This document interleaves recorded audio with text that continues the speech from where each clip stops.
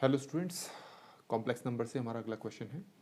If z and z bar represents adjacent vertices of a regular n sides polygon whose center is at the origin such that mod of imaginary z over real z equal to root 2 minus 1, then n is equal to, ये चार options में से आपको एक option select करना है। तो जिस चीज़ की नॉलेज आपको पहले से यहाँ पर होनी चाहिए, जो हम यहाँ पर यूज़ करेंगे, वो ये है कि अगर कोई कॉम्प्लेक्स नंबर अपनी पोजीशन थीटा एंगल पर चेंज कर देता है, तो हमारे पास जो नया कॉम्प्लेक्स नंबर होगा वो क्या होगा।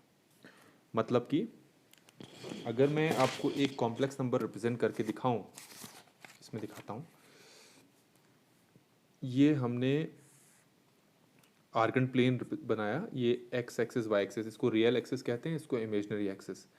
मान लेते हैं यहाँ है z, ठीक है, और मान लेते हैं कि ये z ना एंटी क्लॉकवाइज सेंस में मूव कर गया और एक न्यू पोजीशन पे आ गया, ठीक हो गया। और ये जितना एंगल मूव हुआ है वो एंगल है थीटा, ठीक है। हाँ, एक चीज़ ध्यान रखना, जब ये z जो कॉम्प्लेक्स नंबर है इस न्यू पोजीशन पे आया है तो इसका डिस्टेंस ओरिजिन से उतना ही है, मतलब मॉड जो है मॉड z उतना ही रहना चाहिए, ओरिजिन से डिस्टेंस उतना ही रहना चाहिए। तो इस न्यू पोजीशन पे इस z की वैल्यू क्या होगी, ठीक है। मान लो इस पॉइंट पर जो नया कॉम्प्लेक्स नंबर है वो मैं मान लेता हूँ z1। तो आपको पता है ये z जब इस न्यू पोजीशन पे पहुंचा है तो सिर्फ आर्गुमेंट में चेंज आया, बाकी चीज़ में चेंज नहीं आया। तो न्यू पोजीशन पे पहुंचने पर जो हमारे पास नया कॉम्प्लेक्स नंबर है वो इक्वल होगा पहले वाला कॉम्प्लेक्स नंबर ई आयोटा, जितना एंगल एंटी क्लॉकवाइज सेंस में रोटेट हुआ है वो है थीटा। तो इस तरीके से आप एक नया कॉम्प्लेक्स नंबर निकाल सकते हैं, ठीक हो गया। इस कॉन्सेप्ट को यहाँ पर यूज़ करेंगे और ये कॉन्सेप्ट मैं पहले के कहीं वीडियो किसी एक वीडियो में समझा चुका हूँ। तो अब यहाँ पर समझते हैं कि इसको हम कैसे करेंगे। यहाँ पर सबसे पहले आपको ये कहा है कि एक एन साइडेड पॉलीगन है जिसका सेंटर ओरिजिन पे, ठीक है। तो एक मैं यहाँ पर पॉलीगन बनाकर दिखाता हूँ, एन साइड वाला तो नहीं है पर ये हेक्सागन मैंने बना लिया, ठीक है। तो मैं इसमें आपको दिखाता हूँ, ठीक है। ये है सेंटर, ठीक है। तो ये है ओरिजिन, क्वेश्चन के अकॉर्डिंग ये है ओरिजिन। तो आपको पता है ये डिस्टेंस और ये डिस्टेंस यहाँ पर क्या होंगी, बराबर। ये डिस्टेंस, ये डिस्टेंस, ये डिस्टेंस, ये डिस्टेंस क्या होंगी, बराबर। तो क्वेश्चन के अकॉर्डिंग यहाँ पर हमारे पास दो कॉम्प्लेक्स नंबर्स हैं, एक z है एक z बार है, और दोनों एडजेसेंट हैं। तो अगर मैं मान लूँ कि ये z है और ये वाला कॉम्प्लेक्स नंबर z बार है, तो इस वाले कॉम्प्लेक्स नंबर की जो इक्वेशन है इसके रिस्पेक्ट में हम आसानी से निकाल सकते हैं, अगर हमें पता लग जाए कि ये वाला कॉम्प्लेक्स नंबर इसके रिस्पेक्ट में कितना रोटेट हुआ है, ठीक है। तो ये एंगल मुझे पता होना चाहिए। अच्छा, आपको एक चीज़ पता है कि ये पूरा एंगल, एक कंप्लीट रोटेशन का एंगल किसके बराबर होता है, 2 पाई। अगर मैं इसको यहाँ पर मानूँ थीटा, इसको भी मानूँ थीटा, क्योंकि ये सारे एंगल एक जैसे ही होंगे ना, तो कितने थीटा होंगे हमारे पास यहाँ, एन थीटा।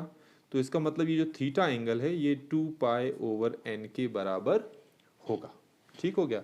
तो अभी मैंने बताया था इस नए कॉम्प्लेक्स नंबर की जो इक्वेशन है इसके रिस्पेक्ट में आप कैसे निकालोगे। ये कुछ ऐसे लिखा जाएगा, z bar equal to z e iota theta, ठीक हो गया। अब हम अज्यूम करते हैं यहाँ पर कि मान लेते हैं कि z जो है वो है अल्फा प्लस आयोटा बीटा। तो z बार हमारे पास हो जाएगा अल्फा माइनस आयोटा बीटा।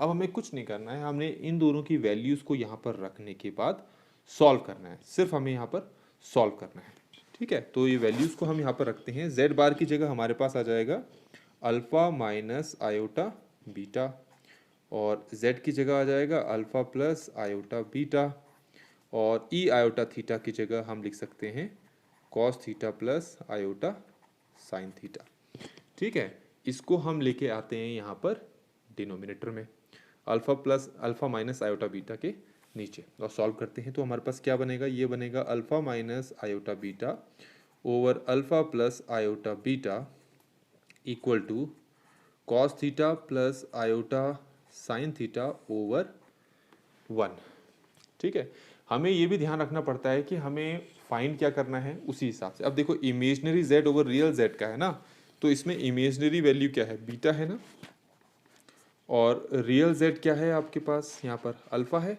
इसका मॉड निकालना है, मतलब अल्फा ओवर बीटा का मॉड निकालना है। अगर मैं यहाँ पर कंपोनेंडो और डिविडेंडो अप्लाई करूँ तो मुझे इस टाइप की टर्म यहाँ पर आसानी से मिल जाएगी।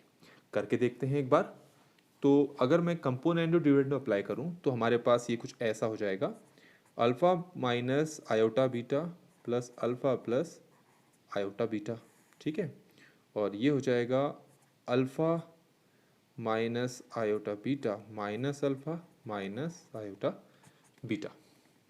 यहाँ पर भी सॉल्व करते हैं। अब सॉल्व अपनी तरफ से भी कैसे कर सकते हो, अब वो आपकी मर्जी, आप किस तरह से सॉल्व करना चाहते हो। यहाँ पर भी हम कर लेते हैं, ये हो जाएगा 1 plus cos theta plus iota sine theta, और नीचे हो जाएगा cos theta plus iota sine theta -1, और माइनस को अगर मैं कॉमन निकाल लूँ तो ये हो जाएगा 1 minus cos theta minus iota sine theta. तो हमारे पास कुछ इस तरह से टर्म आएंगी। अब यहाँ पर ये देखें, आपके पास ये दोनों टर्म्स कैंसिल आउट हो रही हैं और यहाँ पर अल्फ़ा अल्फ़ा कैंसिल आउट हो रहा है। तो आपको क्या मिला है देखिए ज़रा, अल्फ़ा अल्फ़ा हो गया यहाँ पर 2 अल्फ़ा, और माइनस आयोटा बीटा हो गया -2 आयोटा बीटा। ठीक हो गया।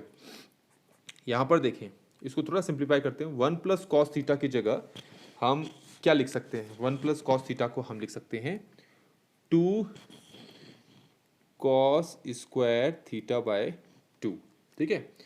और साथ में जो साइन थीटा है इसकी जगह हम लिख सकते हैं 2 sign theta by 2 cos theta by 2, iota 2 sign theta by 2 cos theta by 2। ऐसा ही नीचे भी करते हैं, माइनस हमने कॉमन निकाल रखा है, 1 माइनस कॉस थीटा की जगह आ जाएगा 2 sine square theta by 2 minus iota 2 sign theta by 2 cos theta by 2। ठीक हो गया। यहाँ पर तो ये 2 कैंसिल हो जाएगा और हमारे पास alpha over minus iota beta आ जाएगा। यहाँ पर हम इसको दूसरे पेज में सॉल्व करते हैं। क्या आएगा हमारे पास, देखिए ज़रा, ये आएगा alpha over minus iota beta equal to, यहाँ से हमारा कॉमन क्या आ जाएगा, ये कॉमन आ रहा है 2 कॉस थीटा बाई 2, और अंदर क्या बचा, ये बचा cos theta by 2 plus iota sine theta by 2। ठीक हो गया यहाँ तक। ओवर नीचे ऑलरेडी माइनस है हमारे पास, और यहाँ से अगर मैं 2 साइन थीटा बाई 2 को कॉमन ले लूँ तो यहाँ हमारे पास बचेगा sign theta by 2 minus iota cos theta by 2। यहाँ तक ठीक है। ये 2 चाहो तो अभी कैंसिल कर लो, और ये माइनस माइनस भी यहाँ से कैंसिल कर सकते हो। देखो ये जो टर्म है, ठीक है, इसको तो हम बोलते हैं ई आयोटा थीटा बाई 2। ठीक हो गया। हम इसको भी ऐसा बनाने की कोशिश करते हैं, ठीक है, ताकि हमें इस टाइप की टर्म मिल जाए यहाँ पर। तो इसके लिए हम क्या कर सकते हैं, इसके लिए हम माइनस आयोटा को यहाँ से कॉमन निकाल लेते हैं। अगर हम माइनस आयोटा कॉमन निकाल लेते तो हमें कुछ ये मिलेगा, alpha over iota beta equal to cos theta by 2 over sine theta by 2। हम माइनस आयोटा अगर कॉमन निकाल लें, ऊपर तो ई आयोटा थीटा बाई 2 मिला ना, यहाँ पर माइनस आयोटा कॉमन निकालने के बाद हमें यहाँ पर क्या मिलेगा, कुछ ऐसा मिलेगा, cos theta by 2 plus iota sine theta by 2, और इसको भी हम क्या कहते हैं, ई आयोटा थीटा बाई 2। ठीक है, ये दोनों सेम है तो ये कैंसिल हो गए। ये यहाँ से हमारा जो आयोटा है, आयोटा कैंसिल हो गया है। ठीक हो गया। तो हमारे पास क्या बचा, हमारे पास बचा alpha over beta equal to cos theta by 2 over sine theta by 2। ठीक है, इसके बाद हम क्या कर लेते हैं, दोनों तरफ रेसिप्रोकल कर लेते हैं। ये हो जाएगा beta by alpha equal to, ये हो जाएगा sine theta by 2 over cos theta by 2। ठीक है, अब दोनों तरफ मॉड लेते हैं। अब देखो ये चीज़ हमारे पास क्या है, ये है इमेजनरी z, और ये क्या है, ये है रियल z। यहाँ पर इसको क्या बोलेंगे, हम इसको बोलेंगे टेन थीटा बाई 2। अब अगर मैं इसका यहाँ पर मॉड करता हूँ तो इसका भी मॉड करना पड़ेगा। अब ये जो चीज़ है, ये चीज़ आपको दे रखी है √2 -1 के बराबर। क्वेश्चन में ऑलरेडी गिवन है ये। तो अब आपको कुछ नहीं करना है, आपको इसको सॉल्व करके थीटा की वैल्यू यहाँ से निकालनी है। ठीक है, कैसे निकालोगे थीटा की वैल्यू? आपको ये पता है कि tan टू थीटा, ठीक है, अल्फा ले लेते हैं यहाँ पर, tan टू अल्फा होता है 2 tan alpha over 1 minus tan square alpha. ठीक है, यही होता है ना, ये फॉर्मूला हमारे पास होता है। अब अगर मान लो यहाँ पर पास tan थीटा बाई 2 की वैल्यू निकालनी ना, तो इसी तरीके से tan अल्फा की वैल्यू हो जाएगी 2 tan alpha by 2 over 1 minus tan square alpha by 2, है ना। तो यहाँ पर वैसे थीटा बाई 2 है, मैं अल्फा ले रहा हूँ। अब मैं अगर इसको थीटा कर दूँ, थीटा, तो मतलब तुम्हें tan थीटा बाई 2 की वैल्यू चाहिए। ठीक है, तो अब हम क्या करते हैं, लेट थीटा की जगह मैं पाई बाय 4 पुट करता हूँ और देखते हैं क्या आता है। tan पाई बाय 4 हमारे पास कितना हो जाएगा, 1 हो जाएगा। ये हो जाएगा 2 tan, ये हमारे पास क्या है, थीटा बाई 2 है ना। तो आपको पता है एग्जैक्टली कि थीटा की वैल्यू कितनी है। ठीक है, आपको थीटा की एग्जैक्ट वैल्यू पता है, जो कि हमारे पास क्या है, थीटा स्टार्टिंग में हमारे पास था 2 पाई ओवर n। अगर इसकी जगह मैं ये वैल्यू भी पुट कर देता हूँ, ठीक है, थीटा की जगह ये पाई ओवर n भी अगर मैं पुट कर देता हूँ और उसके बाद मैं सॉल्व करता हूँ, तो देखिए क्या बनता है हमारे पास।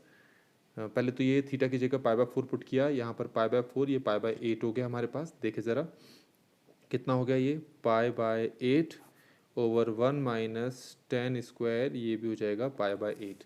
ये पाई बाय 8 को अभी के लिए मैं x कंसिडर कर देता हूँ, तो मुझे मिलेगा 1 equal to 2x over 1 minus x square. इसको सिंप्लीफाई करेंगे तो हमें मिलेगा x square plus 2x minus 1 equal to 0।